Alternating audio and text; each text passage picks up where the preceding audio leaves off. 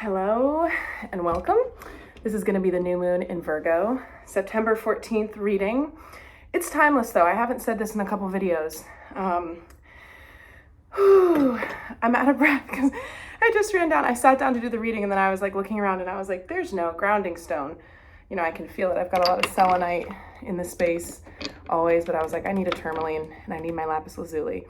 What I was going to say is that I have not really declared for public knowledge on the channel that all of the videos are timeless in nature in a little while. So I just want to remind people of that, because if you find this and it's completely outside the scope of the moon cycle that I'm talking about, I always talk about like 15 unrelated things in every reading. The title does not necessarily always encompass like what is covered because it tends to be all over the place. So this is lapis lazuli, and I don't know if I've shown it. Yes, I have, because I remember it picks up the gold flecks in the camera. It's a gorgeous stone, all about the throat chakra. I do envision more of like a bright aqua sometimes with my throat chakra, but this cobalty color does just fine, and I'm talking about it because the collective has been going through a pretty extreme throat chakra like integration and clearing since the solstice, since I started doing these readings. Everybody's body and energy is different, but personally, like I'm sure if you've watched a few of my videos, you can see it within me, because I'm always like clearing my throat and just the process of, you know, speaking my truth or just being able to share and connect with people through the expression of thought. It's rearranged my energy a lot to the point where now I'm like, you know, trying to quit smoking, trying to clear up, trying to get into singing, trying to really address the power that this energy center holds and support it. So that's a theme right now. And I think it has to do with what I said in the video from the other day, where it's like, do not try to express something if you don't have something to express. Because sometimes we're like, oh, I'm not advocating for myself or speaking my truth, but maybe it's because there's not a truth to be spoken on yet. And maybe it's because that, you know, that it has to do with the solar plexus or the sacral. And I simply cannot wait to get into this card spread. I think it's going to be pretty magical and interesting.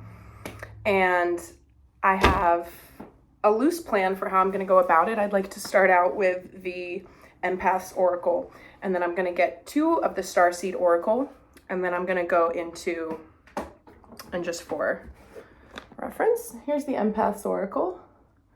Then we're going to do the Starseed Oracle by Rebecca Campbell. 1 card from here, 2 cards from here. Then I'll go into my tarot, and then I will clarify that with the Prismavisions tarot, and potentially some of this if there's time. I want to keep this at pretty much a solid hour. And that said, I'm going to tip my hourglass over, which is exactly an hour, so that I can keep track. And at the end, I'm also going to provide 2 angel answers, so you can either have 1 question that's answered in 2 answers, or you can have 2 questions, or you can just pick ahead of time, you know, 1 or 2, and whichever answer you pick is the answer for your question. But it's a great day. What I'm feeling in the collective so far, just going about my business today on this new moon, and I put this on the community post because I felt it. Well, number 1, I woke up at 3:33. And it was interesting because I saw that on my phone. I woke up and I was like, I wonder if I set, you know, my proper alarm, and I checked on my phone and it was 3:33. And then I thought like minutes went by, but then I went into the kitchen and it still said 3:33. I spoke of this in my post, but this like very large, abnormally large owl appeared to me in my dream. And I just remember its incredible wingspan. And it landed, and it just telepathically transmitted a message of reassurance around my spiritual protection. I've been getting a lot of different downloads and upgrades in the past 14 days since September started. And I'm going to speak on this a little bit more in the second half of the month. But it was a reminder that the intuition is a quieter form of communication from within. That's going to be the way that it is with guides and ancestors as well. It's something that doesn't need to get your attention for it to be there. And I mean, for me, it was all about feeling spiritually protected, feeling like if I'm starting to do things differently or putting myself out there, I can do that confidently and that it's safe for me to do that. So that was my message, but I do see it kind of as being a collective message, especially with this energy, because I think a lot of people have been going through pretty transformative and high-key stressful times recently. And I think that coming into the second half of the month, moving into October, November, and December is going to give way to relief from whatever, there's things on the internet like it was not hot girl summer, it was sad girl summer. A lot of people were feeling funny for whatever reason this summer. And for me, I think, and I said this, oh gosh, it has to be one of the first videos I ever put on this channel. And in my mind, this channel started when I went to Italy. Everything prior to that was just warm up. And sharing things that I had recorded from a few years in the past. But it's one of those videos that's just like 4 minutes long and it says manifestation tip. I'm talking about how when the season changes, it can be this hallmark of progress. And it's not so much about how far do I still have yet to go. It's just about looking back at where things were, potentially when the leaves changed last year, and being able to take stock of the fact that time just, it'll pass anyway and it moves no matter what, but also just kind of like using the acceleration of nature being like, okay, and now we're shifting. And I've been joking about this for 2 weeks. I keep saying like, I just can't get anything done until it's truly fall because I need that visceral transition. And then I'm like, okay, it's go time. And that's been severely ingrained, as I think many people relate to, since childhood with like back to school shopping or, going to Staples and picking out highlighters and then of course within a few months you want it to be summer and the novelty of starting something new has worn off, but I still ride that wave right through the holidays. And so I think that how I can put it just to simplify is like today for the rest of September, there's a little bit of relief. And I've talked about the September kind of plateau before the energy gets real steep sine wavy. That's not going to be a bad thing, by the way. It's going to be overwhelming in terms of the physical endurance of our energetic expansion. But for our conscious minds, I actually think we're going to be in quite a peaceful place. So enough rambling for now. With that, what's our card? Creating personal space. Beautiful.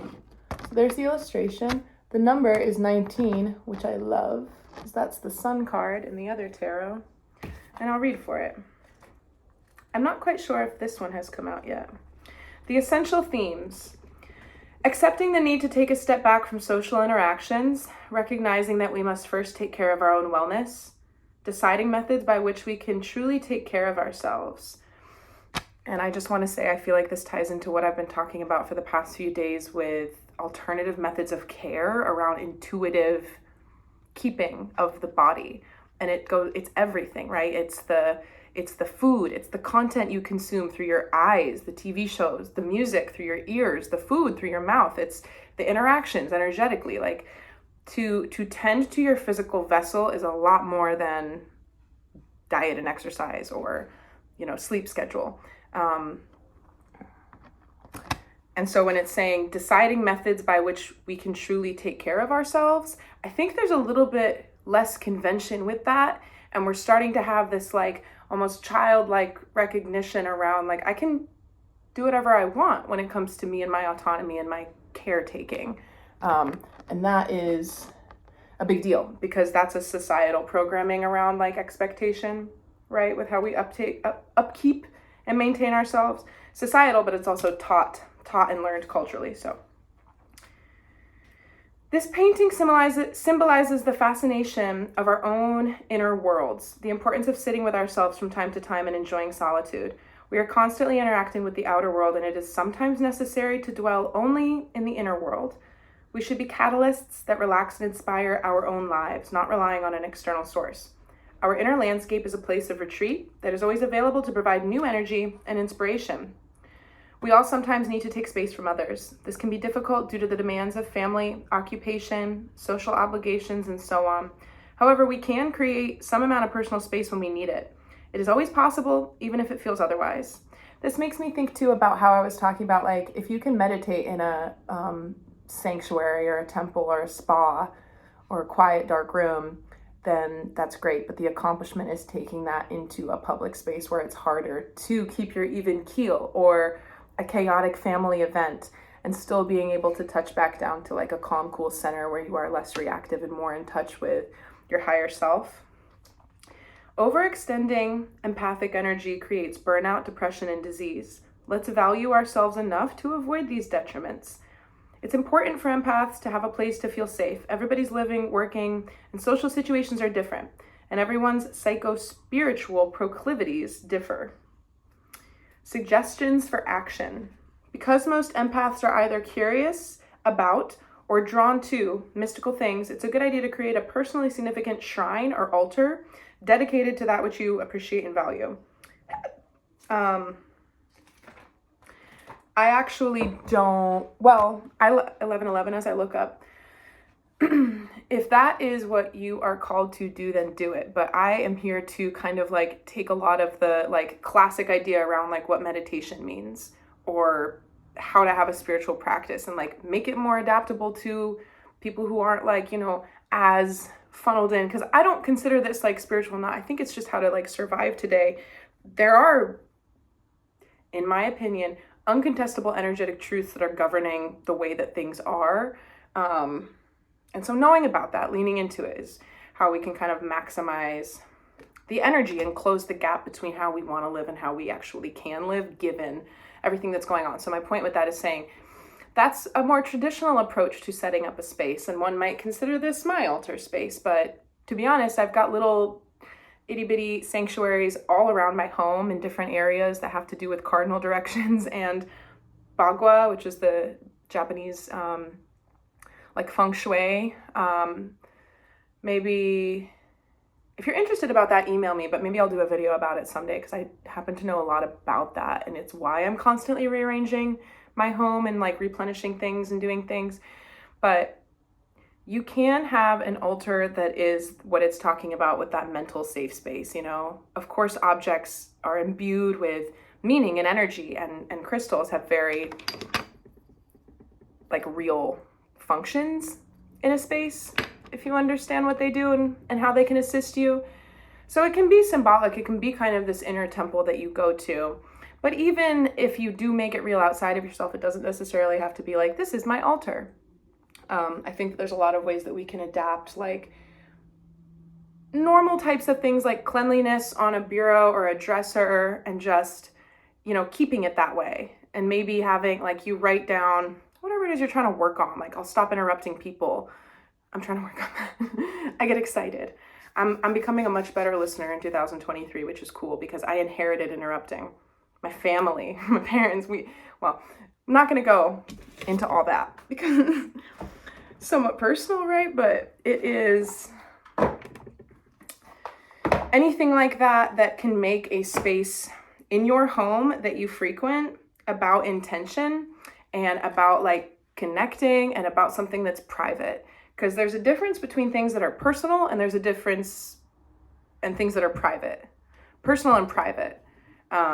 I tend to share a lot of personal stuff on the channel because I like to be a storyteller and I like to provide examples, and it's how my spirit guides channel things through me, through my own experiences and memories.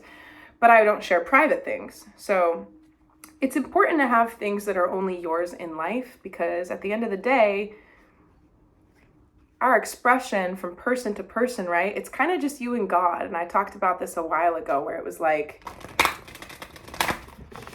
we love to have connections and seek out support from the people that are there for us and who love us, but they will always have their own ego and their own lives. And the thing that truly holds you is your connection with what you can access through your inner self, your higher self, a meditative space. And so that's what I'm getting off of that card. Take it as you will. We haven't talked with this deck in a while, and it was really important to me that we used it today. So let's see. Now, like, I'm sure a lot of people who would gravitate to watch these videos are familiar, but starseed basically is saying that you have some type of DNA or past life or incarnational memory that comes from the stars, you know, or a group of extraterrestrials, or I tend to feel and think and have had different experiences and confirmations over the course of my life that I'm connected to Pleiadian and Lyran energy, Arcturian.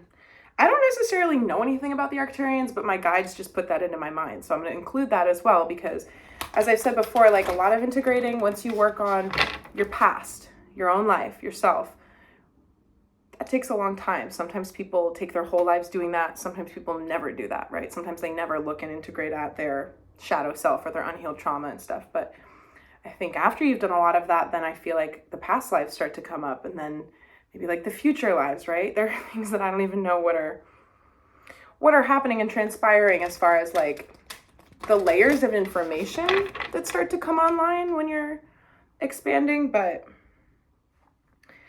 what I'm getting at is I think more will be revealed to me over time around my personal connections with different starseed groups. But a good way to think about it is by, well, this is, I think, how it's, if you were to Google, like, what is a starseed? Maybe it would show a link where it would say, have you ever felt like you just didn't belong here? Or you kind of had like a hypersensitivity to different senses, whether that be smell or sight or hearing, vivid dreams, potentially misdiagnosed, you know, ADD, ADHD, even autistic or Asperger's. There's a lot of different markers for these different things, but unfortunately I feel like there's a lot of more people than not today would read that list and be like, well, yeah, I feel like I don't belong here. The world's insane. So anyway, the lens that she speaks through to share this oracle deck and the information is from these kind of lost ancient lands that have to do with starseed civilizations and the stories that we inherit and remember and then collectively tell and revive that help other people have those incarnational memories come back online. Okay, so 2 from the top. Water your garden.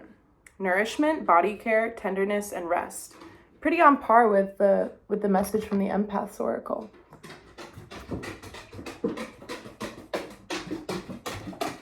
The second one, it says the courageous peony, multifaceted, unique nature, let yourself be seen. I love this because my absolute favorite flower is the peony. So I'll read from these, the courageous peony and water your creation.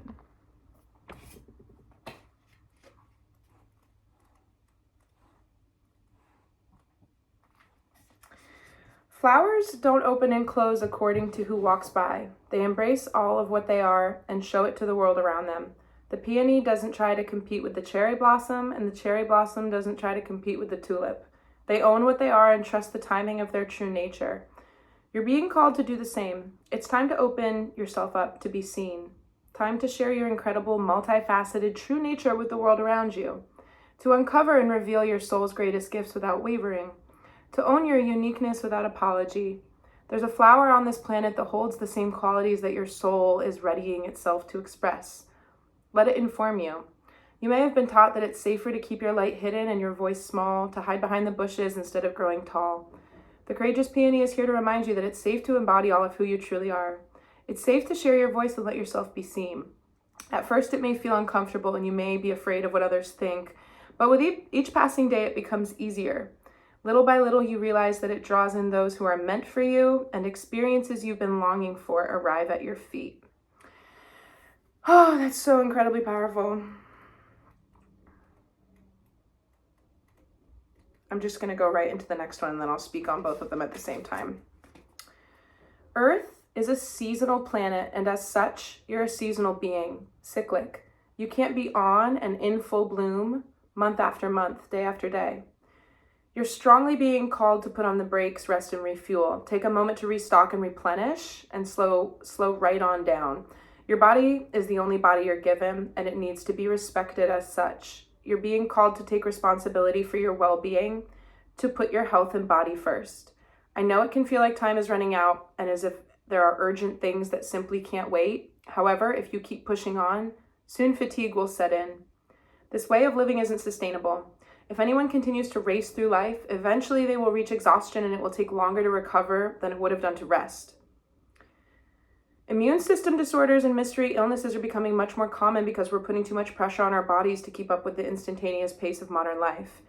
Not to mention, I personally believe that a lot of suppressants environmentally and that are peddled out through the various systems in the world are designed to counteract the uncompatible, inevitable awakening of humans, but that's just me.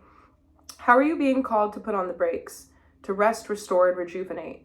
When was the last time you took a holiday or had a full weekend, day, or afternoon off? Look after your precious body and mind. Give yourself enough time to recover when you find yourself running on your reserves. There is enough time. Life will bend towards you when you do. Yeah, so something that I'm getting as well as I talked about it a month ago or so.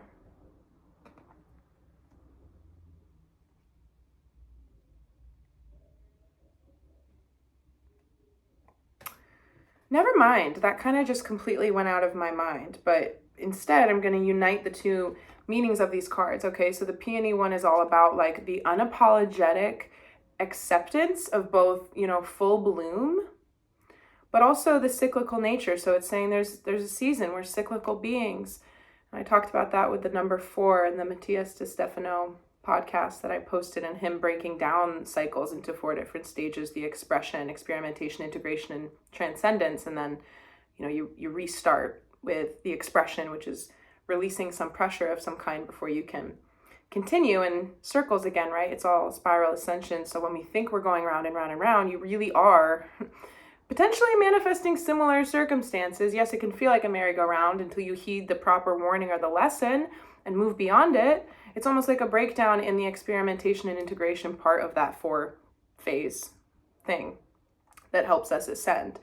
But if you are growing and learning and understanding and integrating the thing, taking accountability and seeing things as they are, then things might look similar, but the farmer who goes out to water the flower, right? It might be a bud for a very long time. Or bamboo, I believe. I think it has to take like some crazy amount of time under the earth before you see anything at all, and then it shoots up. So we have to make sure that we just honor whatever cycle our body is in, our goals and our dreams are in, our ability to show up to social things, and just all these different ways that we're giving of ourselves needs to be really intuitively led right now. And I would say that if you feel like there's everybody feels like this, there's no wiggle room to like rest and relax in life, and it's very, it's very hard to do that. But if you are struggling with it, just simply like put a request out to the universe. You can write it down. You can say it verbally as a prayer.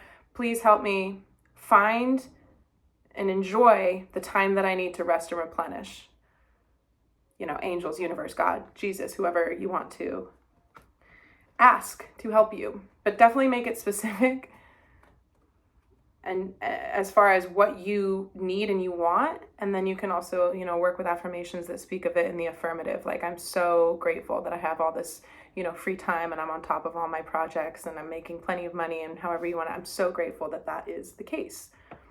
I'm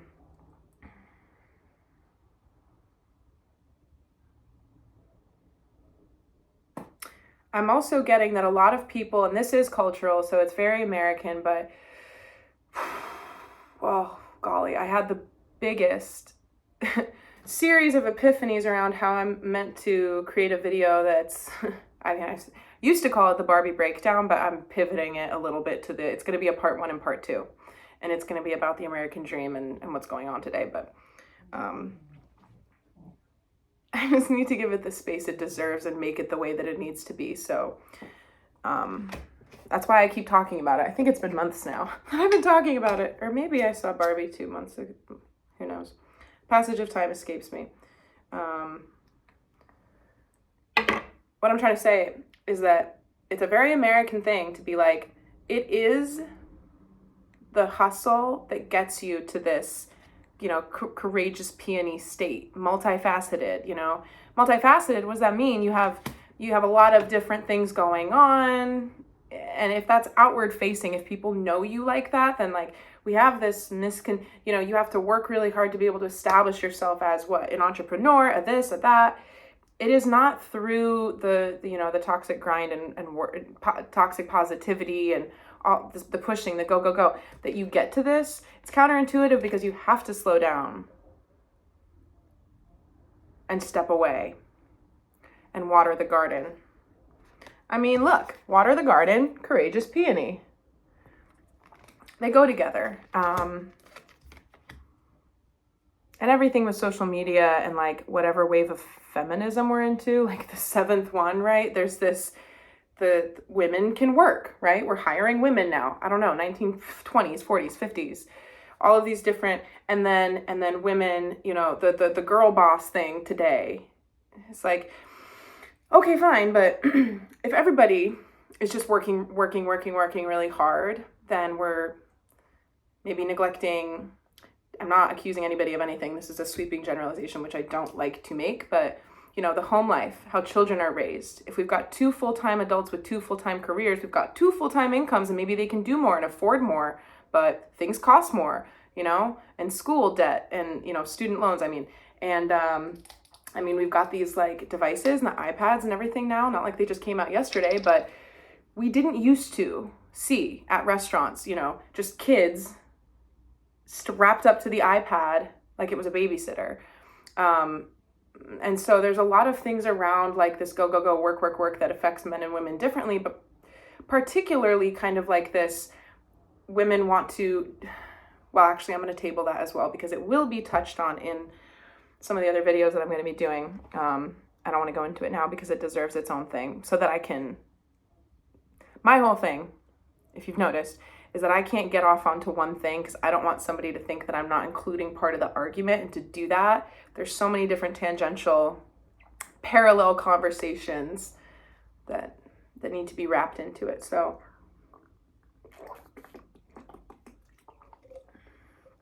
the peony, the garden. What I'm seeing is that the better we explore the watering of the garden, the personal space, right? Creating personal space and watering your garden. This is going to look different to the people around you and to yourself than it has in the past, but it may not be so drastically. It may just be more discipline around the things that you've always known how to do that serve you, that you haven't been able to do consistently. That's a big message that just came through. So I think that what we're going to be doing in September is identifying and stabilizing what we actually want to stick, what we're actually okay with finally releasing, what we can do every single day that is like in service of a bigger goal, and just streamline that whole process. But all of those things are going to be built on the foundation of giving ourselves proper, rest and nutrition and isolation, time away from others. I'm just scanning around to see if I have any open loops. Did I finish the thought around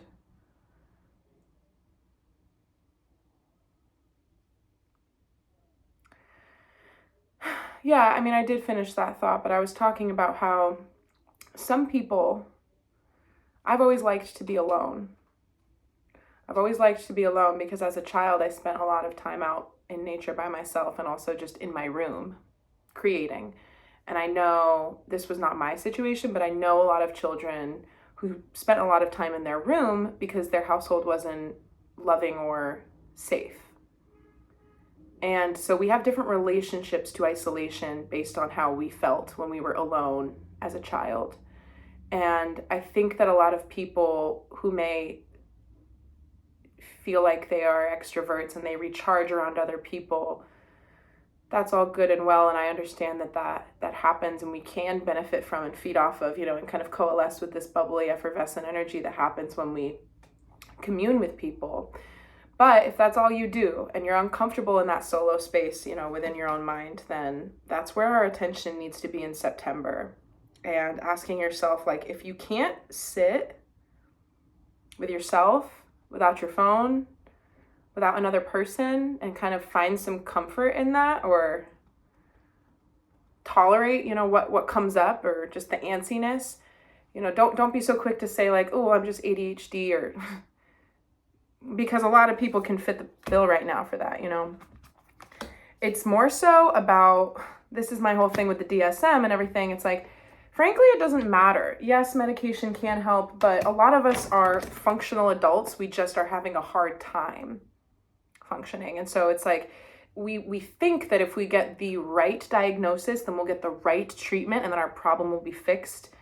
But it's an inherently flawed journey, especially because so many different labels in the psychiatric world right now. They're like Venn diagrams, you know, they over bipolar and multiple personality and schizophrenic. There's a lot of interrelated definitions, and you can actually go, I know because this happened to me. Go to multiple different people and be told multiple different things, and they all want to give you multiple different medications. So just make sure that we don't, like, I guess I'm just wanting to bring the focus back to the fact that it is a little bit of an uphill battle right now because of the way the world is. Maybe there's nothing wrong with you at all, right? To feel crazy in a crazy world. If you're trying to be sane and you see things clearly in a crazy world, then you'll be looked at like you're crazy and you'll feel crazy. So I'm very cautious about any of that. And I've long ago, maybe one day I'll talk about my journey with medication, because I stopped taking it of my own volition without telling people. I did tell my therapist, not my psychiatrist. This is years ago at this point, but I'll talk about that because it was a choice that I made, and I've never been happier. I was never as troubled as when I was medicated. Even though the symptoms that were supposedly the issue were gone, everything else was gone too. My emotions and my joy and my thoughts. And I would, big pharma. There's so much to talk about with that, but let's get into the cards. So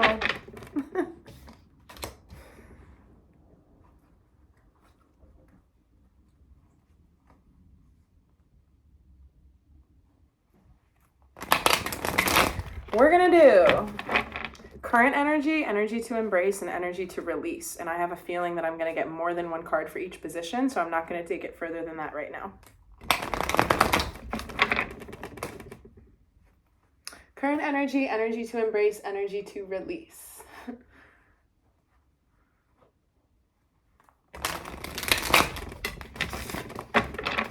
Current energy, energy to embrace, and energy to release. Oh, I have a cool idea. I know what I'm gonna do. All right. Current energy, please. Here, September 14th, but a timeless reading. Right now, new moon in Virgo. The other thing I like about the fact that there's this theme on self-care and solitude and coming back to kind of like the home, the self, the higher self, the quality of one's own mind, how we're taking care of ourselves, how we're using our energy, you know, in our lives, like on a day-to-day basis. 3333 when I looked up. It's about the Virgo-esque desire to, I'm actually seeing two monkeys preening each other, picking bugs out of their fur and eating them off of each other's bodies. So it's like Virgo's doing that to us. Virgo season is like a fellow chimpanzee sitting next to us, preening us and picking the debris out of our fur. And we like that because it feels like you're being taken care of. So let this energy clean you up.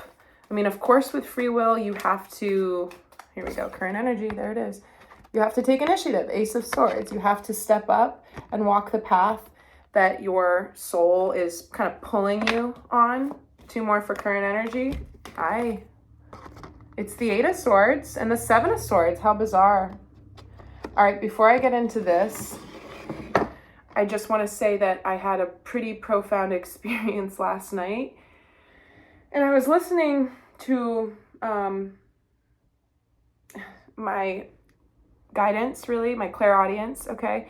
I was talking about something I was going to do. My free will as Mariah, I was talking to myself out loud about my plans for the evening in my home, you know, whatever I was doing. And my guides kind of said something that suggested that I do it a little differently. And my initial reaction was like, this kind of like, no, but I want to do it my way. And this whole thing clicked into place where it's like our inclinations, our ego mind, and again, the ego is not who you are, it's who you think you are. Nobody's is perfectly pure. So we actually all could benefit from these wise advisors if you believe in prayer and angels and guides. You can't not believe in ancestors.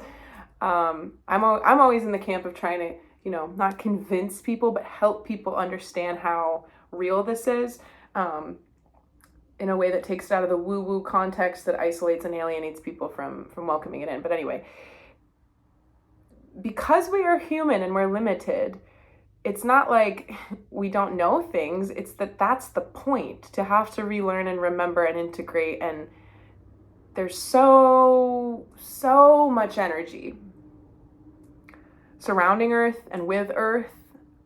And it's just in the unseen frequencies, but it's definitely here. Like angelic energy, wanting to, just waiting for people to wake up and ask for help.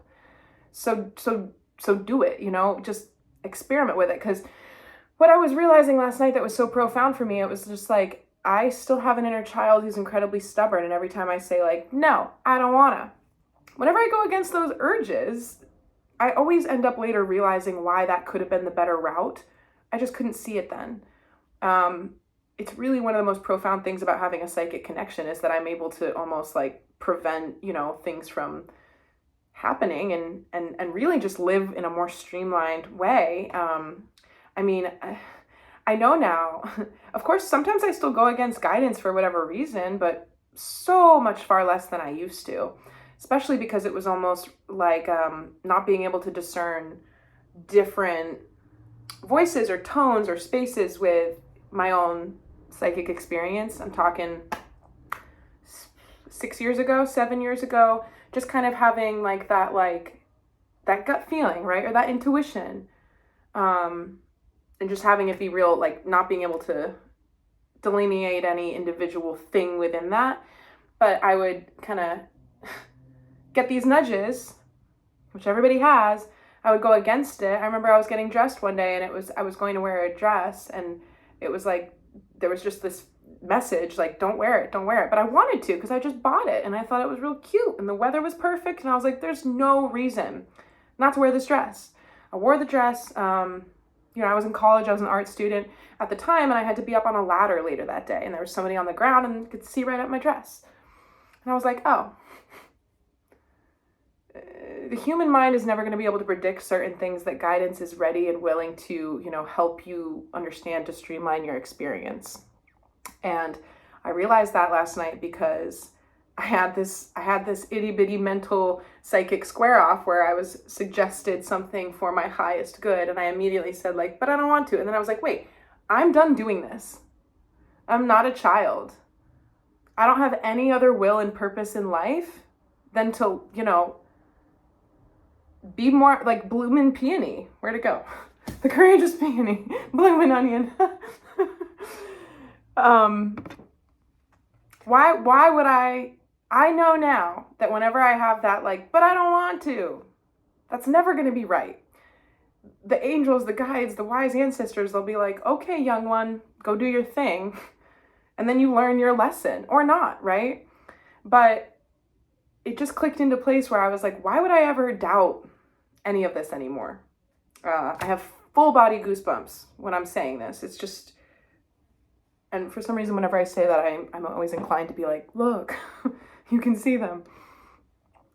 All right, current energy is the Ace of Swords, the Eight of Swords, and the Seven of Swords. So the Ace of Swords came out right when I was talking about the fact that we do need to take some initiative, but the other thing that I'm getting around this is just this high level, and I got almost like bands, like these ropes around her. Yeah, imagine how these ropes would look across her back. I started feeling like bands of stress horizontally around my back that just make me want to push my elbows together and like open my chest, my heart chakra, and touch my shoulder blades a little bit. It feels like we are very tightly bound. And what I was saying before around not having the space or the time or how does one even begin to start to slow down our lives and find this, new way of doing things. And with the Seven of Swords, what I'm getting is that it's all of that is real outdated, kind of aligned with what I was just talking about with like, I had this thing that happened and I was like, no, I don't have to, my inner child's done the runaround enough. I can kind of just self-soothe and like be more of an adult now and not have to go through that waffleation. That's my own word. I've coined it. Between like experimenting to see if something's going to go one way, like the trust is there, it's been established. It seems like we're still kind of second guessing out of the fear of really being, courageous, peony, courageous. If you're going to be different and do things differently, then you might not have people, giving you a standing ovation saying, yes, queen or king, you're doing a great job. They might be like, why didn't you call me back? You can't come? You're not going to come to your godson's baptism? These are the types of things that we feel like we have absolutely no room to make any adjustments because of the way of the world and the expectations and everything that goes along with that. But with the Seven of Swords, it's giving me this thing where it's like, but we're cheating ourselves out of our own agency. Clarify it. Yeah, it's the Ten of Cups, which is ultimate emotional fulfillment and stability. So what I'm seeing here is that this is a closed circuit. Badoop, badoop, badoop, badoop, doo doo doo doo doo. There's no way to get out of this because he is the one that's going to, kind of thieve away, leave the party early, not want to. It's a deceptive energy, and in this context, it's self-deception around how stuck we are. I'm not saying you're not, but even in this card, I always talk about how there are, an abundance of sharp objects with which she could cut herself free. It just has to do with how victim-like we see ourselves and our circumstances and how much we identify with the problems in front of us. So, yeah, okay, so life is complicated and life is painful. And sometimes people, they almost get bypassy with the like, well, you have to take it seriously. This is somber, this is hard, blah, blah, blah. Okay, but does that help you handle any of it, There's something within this where we need to not receive and accept, and so potentially also unburden ourselves of other people's definitions of what we have going on in our lives and what that means, if that makes sense. So something like your godson's baptism, that might mean the world to someone, but it might not mean a lot to someone else. And it doesn't mean it's not an important thing. We're conditioned to be like, I'm so sorry and I should go. I'm going to cancel it so that I can be there for you. Yes, maybe that's the right thing to do. I don't know your situation, but we're also at a point where we're like, listen, we're living in weird times. I love you and I love the baby, but I simply can't make it. I need to take care of myself. Being able to do that, and this right on back to the throat chakra, that's the key. That's the type of garden watering, boundary setting that's going to lead us into some pretty beautiful, ideally, expanded ways of using this new way, like discipline. And what's really interesting is that I noticed that I've been edging this metaphor along in my mind, so I keep trying to reference it, but I haven't put it into words yet, so I have nothing to harken back to because I haven't put it out yet. But it's a train, okay? So I've been using this, I've been seeing a train car chugging through September, and the tracks of the train, it's like, it's fixed, right? Those tracks. And we like that, but the kind of the velocity is also set. You know, a train, I'm actually seeing the Hogwarts Express now that I'm talking about it, but just like with the flowers, right? They don't ever, just because one's in bloom and one's not, they're not inferior or superior to one another. They're just at different stages in the journey. And so there has to come a really deep compassion first for yourself, you know, and then you'll be able to extend it to everybody around you, with the fact that, like, we're on different parts of our journeys. Everybody's dealing with a lot. Everybody likes to try to tell other people why we are dealing with a lot, but we all are. Everybody is just dealing with a lot. And I know everyone's situations are different, and some people are more privileged and fortunate than others, but it does no good to talk about your struggle for the sake of making excuses in that self-deceptive energy right now. And I'm not saying, it's like we do it in both ways, okay? So we do things that are overextending of ourselves because we feel like we have to. But then we say, well, I can't do it. It's so hard and I can't change it. So something's got to give. And I think it has to do with the fact that if we take better care of ourselves and we understand ourselves better and we have the courage to sit in a dark room and get in touch with our own mind, then we'll be a little bit better at understanding why we feel the way we feel and what our role and contribution in certain circumstances is. Or when other people are overstepping, you know, a lot of people, I hate how much the word gaslight and narcissist are thrown around today. Because it makes it seem, it's like narcissistic X, abuse, blah, blah, blah. Like, not everybody's, like, the people who embody that, a lot of the time they have no idea. A lot of people gaslight because it's a protective coping mechanism, because it's how we got our needs met. A lot of people are very unintentionally manipulative. So I don't think that creates, you know, bridges of understanding between people in a healing way. It's just really, you know, now we have all these people talking about, like, well, they were a narcissist, so makes me think about the thing with the homeless and the addicts again, where people are like, well, they fucked up their own life. It's like, okay, that completely takes away the fact that this is a systemic issue that's very much about something that's greater than, you know, their own karma and the life they were born into. But I digress with that. We really will be able to not have that yo-yo where we need to be self-deceptive because we haven't overextended ourselves. Other people's emotions, they're not ours to deal with. It's okay to make other people upset. And I'm using the social example, but it can apply to anything. So with the trains, again, they're moving right along, like the watering of the garden and this new, like I said before, maybe it's not all new stuff. Maybe you've wanted this and been doing things and you're right there with it and you know exactly what you need to do to kind of level up in life, but it has to do with the regularity of those practices and the discipline around it. That's the train chugging along. And then when it comes around the corner and you see Hogwarts, I think that's this courageous peony energy blooming that will start to embrace in the later months of fall and into the winter. Well, no, not winter. Winter is going to be a whole other thing. I can't even project that far right now because I'm so excited for October, November, and December. So this is the current energy. This need to kind of step up and start to, and Virgo, like I said before, it's our mate. It's our primate mate who's trying to kind of pick us clean and help us start anew. But we need to see how we're still keeping ourselves stuck and where we're deceiving ourselves, and where that comes down to the fact that we have a little bit more to do with our own circumstances than we let ourselves think,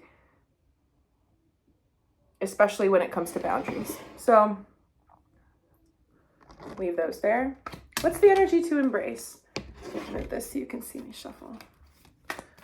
Energy to embrace at this. That came out real quick. It's the Two of Swords. We'll go with those for now. That's what I'm getting. Interesting, because we're right along with the swords again, okay? And it's a stalemate energy of still being bound. But I always talk about this as like, she's in a victim mentality she's almost meditating, right? The swords are in her hand. Weapon of choice. She's got this ability. It's also giving development because of 1, ace, 2. Not to mention these did as well, but 7, 8, 8, 7, right? It's backpedaling. And that's why I said these are a closed loop. 8, 7. We want to ascend 1 to 2. We don't want to go backwards. When you blame other people for the situation that you're in, even though you kind of inadvertently gave consent to put yourself into that situation, then it is a closed loop. And so with the energy to embrace, oh, by the way, the other card was the Sun.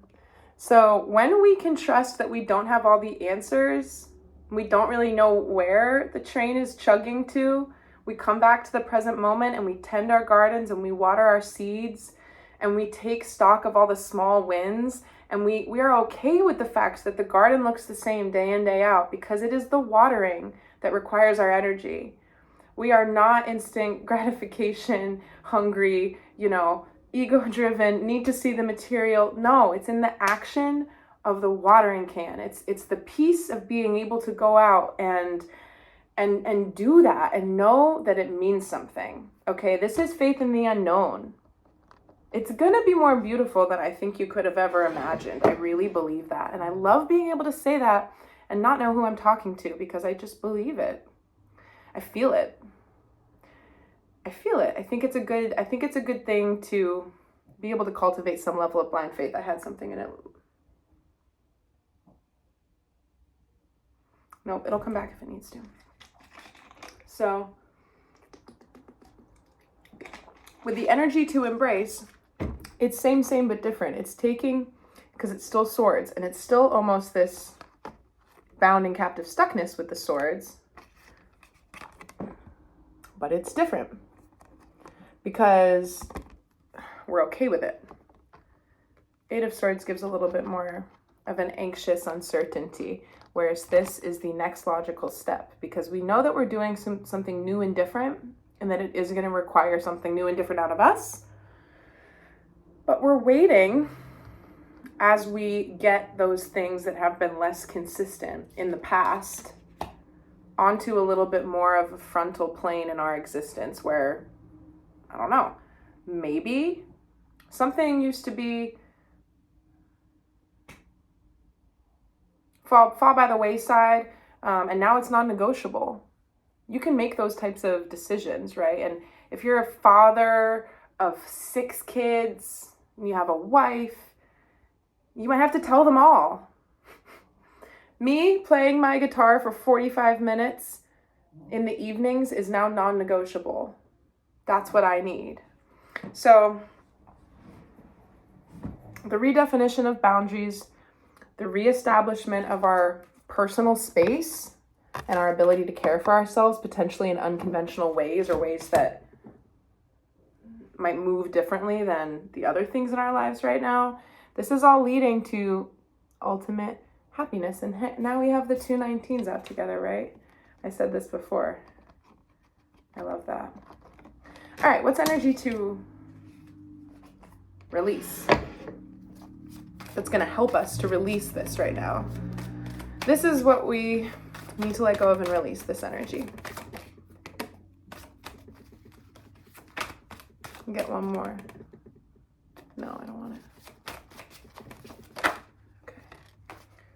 Okay. Yeah, 3 of Cups is here. So that's celebration and reunion and social stuff. But I'm also, what I'm getting it as right now is just external validation. Okay. So being able to go to somebody and have them be like, absolutely. Or like, you were so justified in that. Maybe they won't get it right now. Yeah. So this card for me right now in this energy, given everything I've talked about, is actually the antithesis of this. So energy to embrace is the fact that we might not be able to know what our moves are, but just trust that. We don't like to sit in that. It gives us that itchy, like, but I'm not being productive or proactive enough. But if you make many steps in the wrong direction, you're gonna have to go back anyway. or you're going to start, heading off in a direction that then in a pinball machine of the universe and how we are actually with free will, but still divinely led, the course will be, right, altered and somewhat, people say you can't miss what's meant for you. And I believe that, but you can make it very difficult for the universe to give it to you. You can. And so right now, we might make things harder by blindly persevering and pushing through when the answer relies in the opposite of that, like sitting tight. And just to go back to the kind of socialization versus personal space thing, I almost see it as an exercise, like a practice, like private versus personal space again, of the fact that, even the most healed, lovely friends, beautiful people in your life, they still have their own mind and world and psychology and ego and goals and dreams and blah, blah, blah. The people that are most like you and most on board with you in life are still other people. Nobody is an objective anything except for, the universe and God. And so I feel like there's this incredible sacredness around the month of September, the next 2 weeks of the month, that are going to kind of help us move into portal season. 10-10, 11-11, 12-12. I mean, we're in it, 9-9. But perhaps that can be more private than we've ever known it to be before. And I think about just this morning, I was talking with 2 coworkers, and one of them was talking about writing affirmations, writing the same ones every day, believing in them, reading them. She hasn't done that before in her life, and she's doing that, and it's, maybe she has or whatever, but she was talking about doing it and really just scripting her life and putting these words intentionally down on paper. And I was like, yes, sister, I've been doing that for 10 years, and it does make a huge difference. One day I'll bring some journals up here. And I said I wanted to do this on 11/11 of 2023. It's just get all my journals and go to every 11/11 all throughout the years and see what I was writing.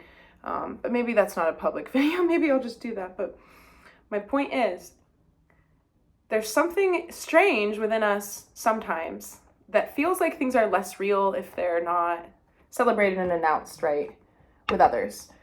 And experiment a little exercise, keeping good news inside, not because it's not to be celebrated, but not even good news, just the things that we're doing differently, the things that we're focusing on, the things that we're working on growing towards and building.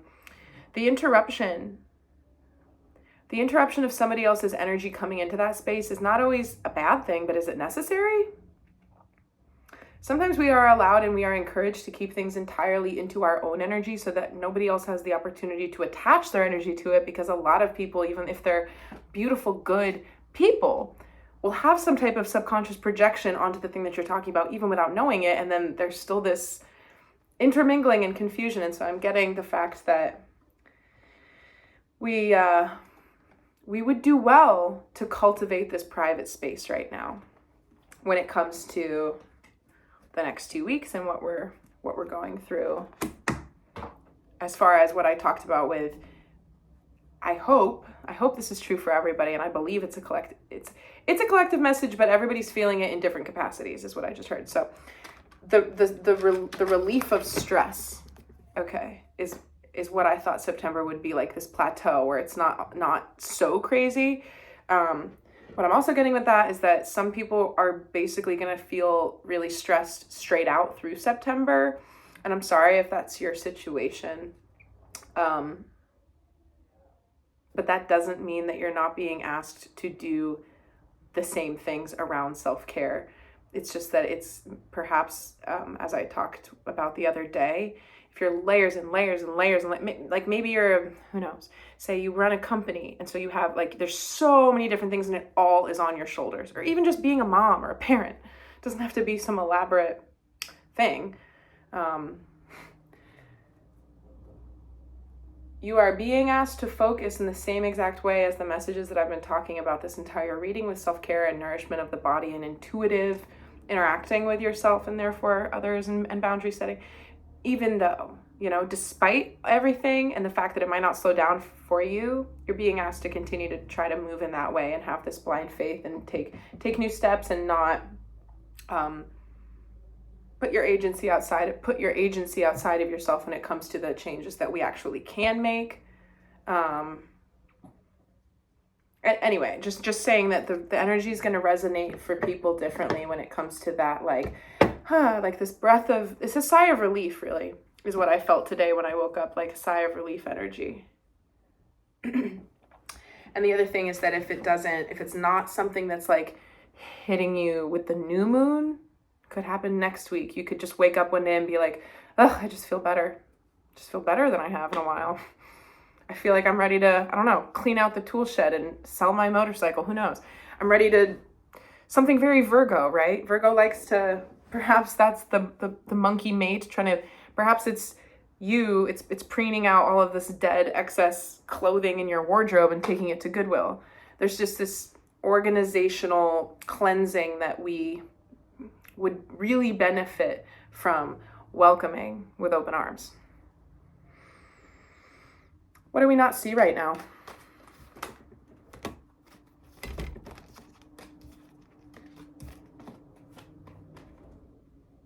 The Hanged Man.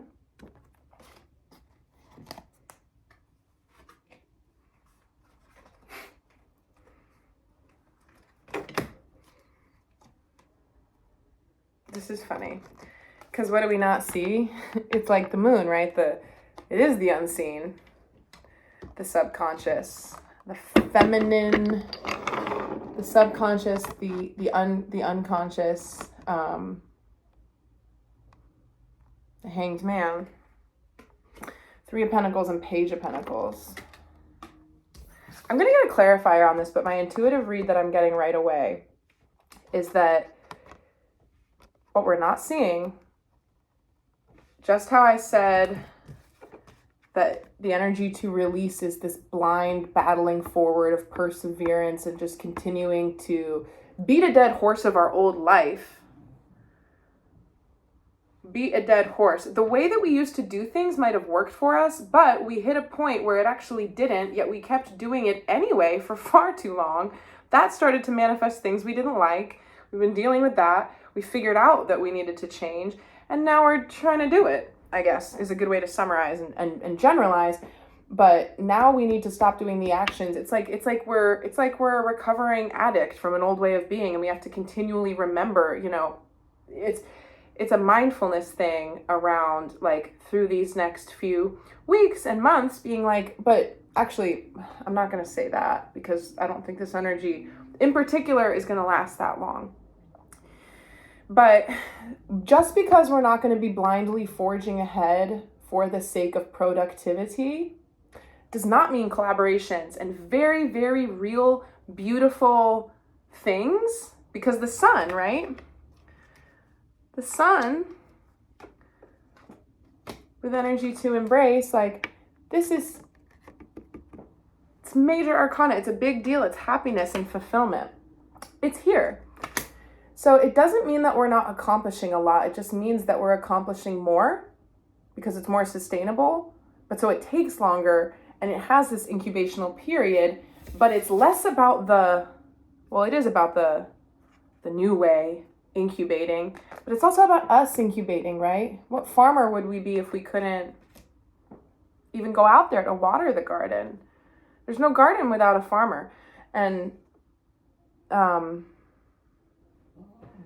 I think that this new way of doing things, Hanged Man, see from a bigger perspective, take a different approach to it, zoom out, but also suspension, right? And kind of this liminal space, like I touched on in my reading from 2 days ago. The moon, the unconscious, like there's a beautiful coalescing major arcana thing that's going to dictate how this starts to pan out when things kind of start to, I think, like, dribble down from the 5D, right? Or like the first time, what's really, really cool.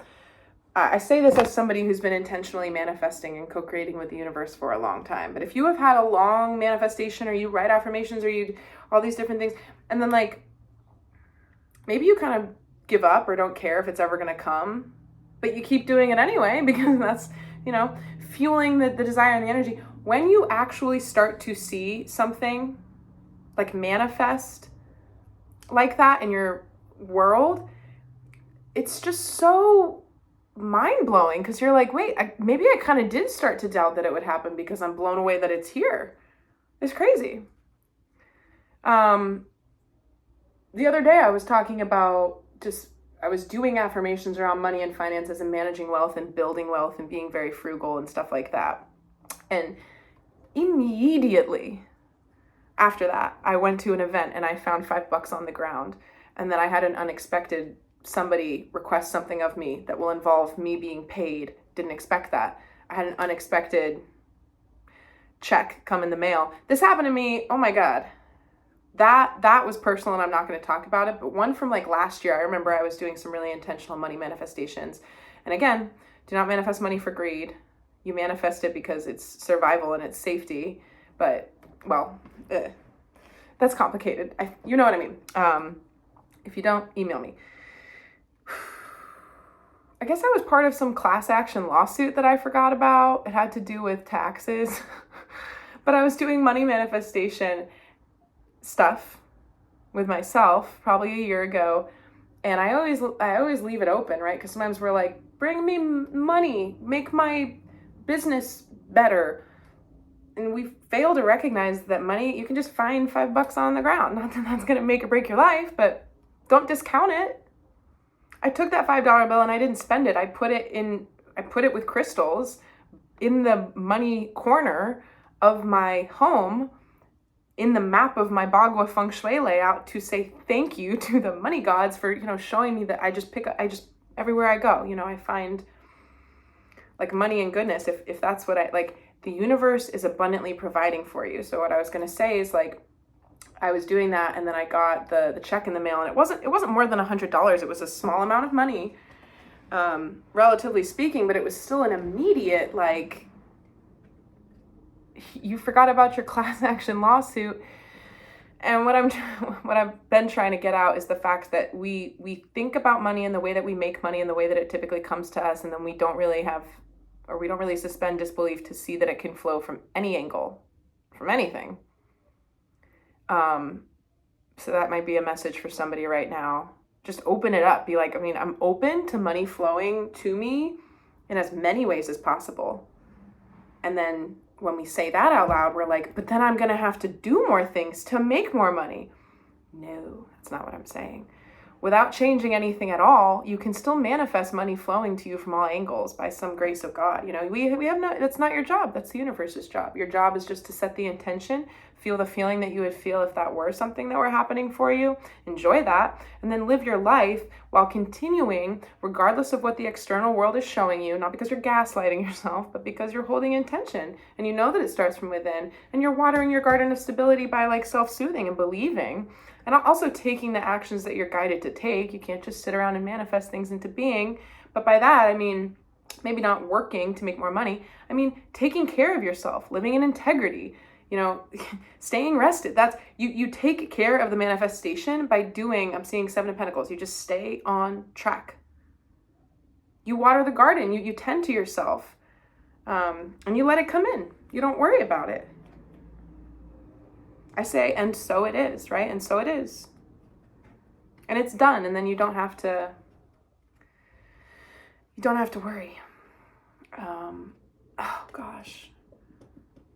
I wish I could just bloom out another 45-minute video and, like, talk and do that, and then, like, suck it back in so you could, like, click on a link and go watch that one and then come right back to this place in the conversation so that I could talk about manifestation for 45 minutes and then come back into this. But that's not possible. So I'll just finish this reading and talk about that later. But just to summarize this, what we don't see is how divinely guided all of this is, because of the major arcanas here, the moon and the sun, right? We're living in balance. What's seen, what's unseen, what's known to us and what's unknown to us. Kind of this new, I see this as the practices that we might be trying to bring back into our repertoire. If maybe we were kind of really doing a good job with self-care and stuff, and then we kind of fell off a little bit or whatever it is. Maybe it's all brand new stuff that you're trying to bring in. The hangman for me is us being like, I can just change. I don't need anybody's permission. And then this is all about this being the current energy from the other day, like the next step, the pondering of this material grounded thing, and then the other people will come. So maybe the people around us that we typically celebrate and commune with, and I'm not saying this is the case, I'm just saying maybe it's a different set of people. So the people that we're asking, maybe right now, if we were to kind of open ourselves and our ideas and our private personal worlds up to them, they wouldn't necessarily get it, or they would attach their energy to it, even if subconsciously, and they still said, great, good for you, gung-ho, love you, good luck. But there was still some type of like convolution in the energy. By staying the course right now in the way that we're being guided to, I think that the right people will just be really naturally magnetized in to our lives. But this has to do with the people that are going to help us collaborate and get off the ground. This makes me think of, well, when I was in Italy, I was talking to people about what I wanted to do. I remember I polled the group, and if you didn't watch my videos when I was in Italy, to summarize it for you, I was with a bunch of really amazing, accomplished like academics and educators and artists at this residency for 2 weeks. And I kind of just polled them, and I was like, who thinks I should go to grad school and who doesn't? Because a lot of them they've all, been through it. A lot of them are professors. They've done MFAs and PhDs. It was just really cool. Like, when am I ever going to get the chance to ask people that? And they all made their cases. And I was like, okay, like now I don't know if I'll ever go, because y'all had some really good points. But I was talking about wanting to be a business owner, and they were like, well, you could do a dual, MFA and MBA. And I was like, but why do I have to be the business mind behind my own business? Why can't I just be the talent? We're meant to collaborate, right? I would like to know about business and be the business mind behind my own business. But to play devil's advocate, I did open that up to them. And it's very likely that if I go forth without necessarily knowing how it's all going to pan out for me in this kind of, where are you? Here we go. Trusting stalemate, right? It's leading to happiness. And I'm also seeing the sun almost the way that we talk about and use the star card sometimes, where it's like the beacon, the bliss, the light at the end of the tunnel. The issue with that is that sometimes we feel like when you're ever going to close the gap, is the light at the end of the tunnel always down? Yeah, in some ways it is, because when you meet your goals, then you're going to have more. This is why people are never satisfied in our day and age. Because by the time you accomplish a goal, it seems kind of small to you because you were getting closer to it the whole time. That's why you got to celebrate each and every day and what you do to just keep on surviving. That's all in service of a goal. So I think that by January, things in our lives are actually going to physically look different, and we might be doing things differently than we thought. And that's divinely guided. And there's going to be new people and new opportunities that are going to be able to help us. So I like that a lot. Now I'm going to get top of the deck and bottom of the deck for incoming energy.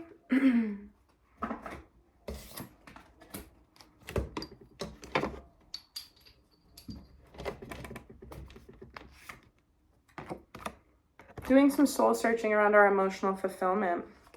And I think setting boundaries again, not being afraid to be soft and maternal and loving with the people that are in our lives, but needing to set boundaries and speak with a little bit more clarity than we're used to.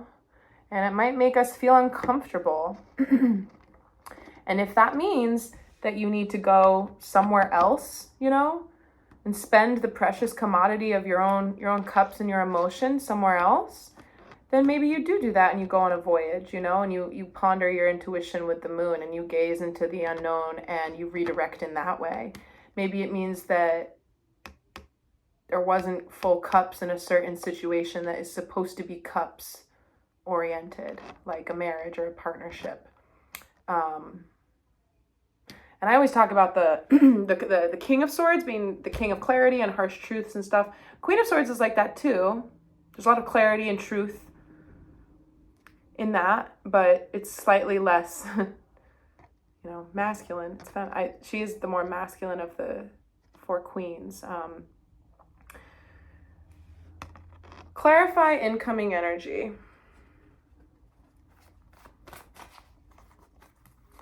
Clarify Queen of Swords and Eight of Cups. 2. Aha. Okay. It's the Ten of Wands and it's the Death card. So the longer we try to do things that don't work anymore, the heavier it's going to feel. The more we're going to have to speak up for ourselves to get out of that. It almost seems like, and this is very common, right? Sometimes we exist in unhealthy dynamics or with people in certain situations and we're like, well, it'll just change eventually. No, it's the Harry Potter Patronus thing again. It's not his dad that he was seeing in the Time Turner. He had to step out there and cast that Patronus himself. And I'm seeing that there are certain things that are well, good, done, and over, or they're about to be, and they just become a dead weight when we don't kind of set the necessary precedent for that within our own consciousness and therefore with the people that it, pertains to. I am seeing this as some type of intrapersonal thing because of the Eight of Cups. So this is all incoming energy. It kind of feels like we do need to just do some housekeeping around the big closeouts and the endings that have been happening. But let me get a clarifier in the way of advice for this, because this kind of seems a little tricky energetically. Take this one. Yeah. The advice is the Hermit. So again, just spend time alone to clarify what it is that you would like. You see, I kind of see these as the same guy. It's kind of like the Hermit's on his journey, But the advice is to connect with that inner truth, The star in the lantern guides his way.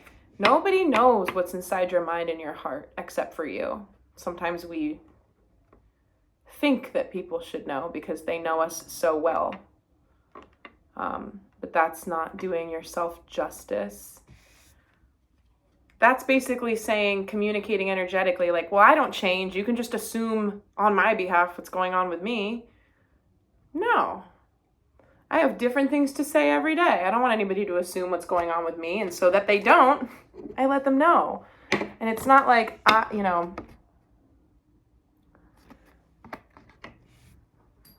it doesn't make you any less of a nice person. And that's what we struggle with. We have a lot of guilt around being not enough for the people around us, but it's all about watering your own garden. And we do have a lot of I just see a big pile of spaghetti. A lot of people grow, this goes down to family dynamics and how we inherit different things. And then a lot of people are used to over-functioning and under-functioning. It's a seesaw. And so that the person that's under-functioning for them over-functions for someone else. It's all connected, which is why it gets real tricky. Because when you change a whole system. But don't let that intimidate you, because a really beautiful way to look at it and restructure it and reframe that is like, I'm helping to heal everybody. Even if it seems to cause some issues, It's all connected. If one of these, look, this could be your whole neighborhood. And these are members of a family, and that's the house next door, and it's all kind of touching, right? If they start to, I don't know, in the area that I live in, there's an overabundance of deer, and so there's neighborhood feuds about if you're allowed to or should shoot them with bows and arrows and pistols, like so that the cars don't hit them because it's hazardous. Some people, we've got two camps: people who are against it, people who are for it. When one, family, it affects the other one. That's a weird example. I don't know why I mentioned that. But my point is, when you have that kind of like obligatory feeling around like, well, I have to keep doing it this way because I'm the pitchfork?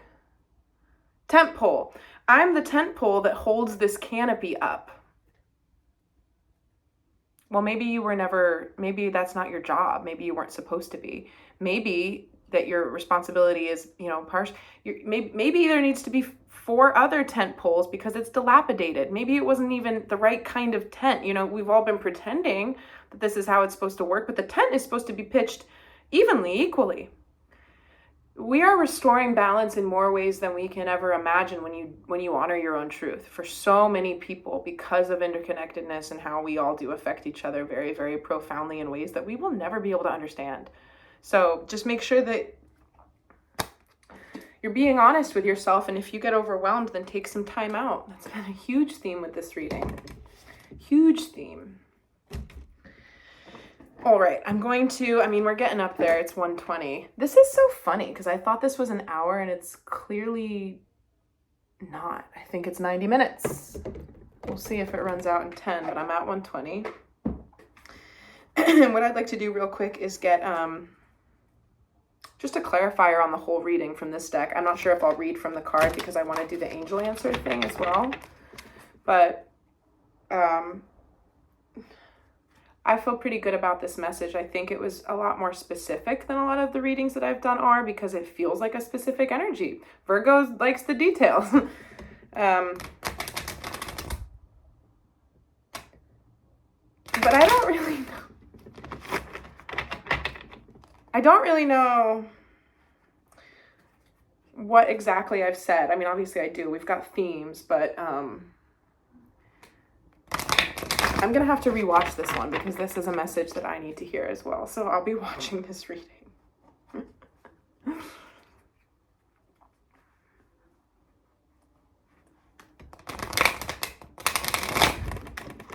Oi. These cards are so sticky.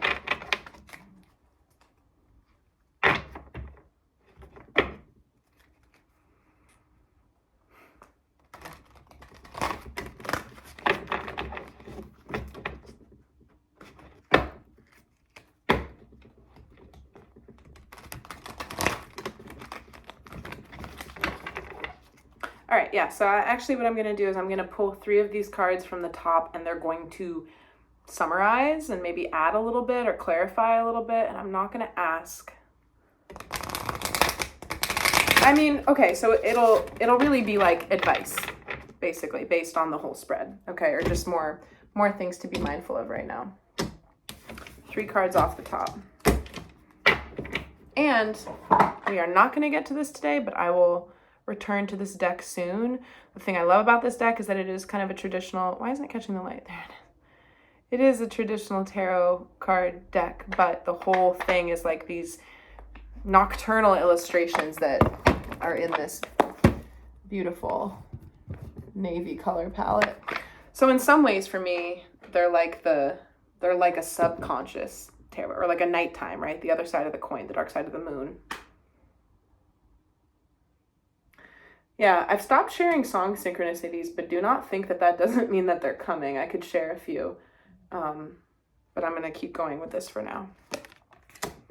I share them when I think I'm meant to, because sometimes I think they're just for me. Whew, yes, I had the most beautiful crown chakra clearing last night. Something I haven't felt like in a lot, like ever, I don't think, this type of crown chakra clearing. So we have the crown chakra card here. 7. We also have material and spiritual prosperity. Love to see it. But, and that's number 6. So 6, 7, ascending. 8, 6, 7, 8. This is, remember the 8 of Swords? 8, trapped in fear. I'm getting a similar vibe. I think this is that card in this deck. So what this is asking us to remember is that there will be fear. You know, sometimes people are like, well, I can't do that because I am afraid or I don't know how. And it's like, sometimes we actually have to go do things even if we don't know how, because the ability, that's when you form those abilities. Think about true fight or flight situations where if somebody, I don't know, broke into your house and attacked you, you would do something and you weren't prepared. You know, something would fill the void and take over. And that's a dramatic example, but, or just like you know, in the, what's it called? Just the prehistoric era, or like our caveman times. Perhaps something survival related, you know, those skills emerge when we put ourselves in the situation of needing to have them. And the more we face our fears, the more we actually clear out and show ourselves, clear out density, because a lot of the reason why we possess fear is based off of conditioning and psychological understanding of something that is resembling something else, even if that's subconscious. Like we won't, touch certain things with a 10-foot pole because they look like something from our past that really hurt us or left a bad taste in our mouths, except to be able, and this is actually something in rehabilitation programs, exposure therapy or conquering fears. I saw like a pretty horrendously funny video from like an early 2000s TV show. What was it? My Strange Addiction or My Fear or something. It wasn't My Strange Addiction because that's still on the air. Anyway, it was a clip of this woman trying to get this other woman who was deathly afraid of cats to like touch the cat. And she was just it was exposure therapy. I will share this about when I struggled with eating. And I've shared this before, that I used to have an eating disorder. It's kind of a triggering thing to talk about, so I'm cautious of it because I wouldn't want somebody who's like actively struggling with it to not want to listen to me talk about it. But honestly, if you ever do have issues with it or know somebody who does, you can give them my email. I have a lot of stuff that can help.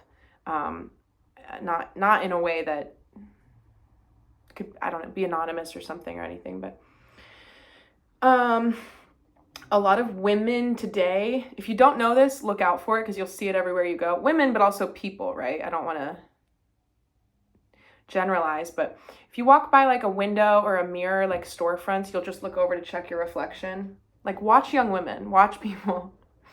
Young women in particular are always checking themselves out just to confirm that they still look good or something, or just see, it's a,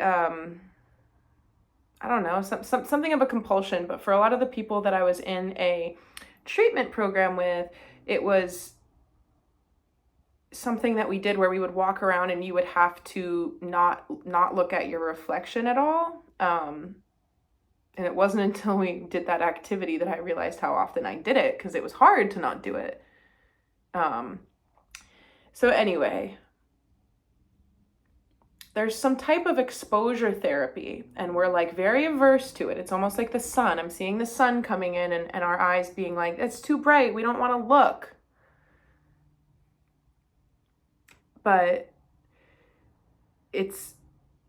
your eyes will adjust if you just kind of open them, the resisting of it, the trapped in fear. It is the kind of the adjustment that moves into the discomfort that will take care of that discomfort, and then we'll be able to have more material, emotional, and spiritual prosperity. So I feel like that's a really good place to leave this off. I see nothing but good things with this reading. I do think that there's some challenging stuff that's approaching in the way of boundaries and relationships, but it's all because of alignment, really, and continuous improvement and being able to achieve new things that are more aligned. What you want wants you too. And we have to be able to just trust the process right now. So with that being said, I hope you have a fabulous day. Thank you for sitting with me. If you chose to watch the whole reading, I appreciate it, and I hope you gained something from it. And I'll keep talking about this Barbie American Dream video that I'm doing without ever knowing when it is that I'm actually going to produce it, but I promise you it will be worth it, for me at least, even just to make and put together, because it's going to be more of like a literal seminar around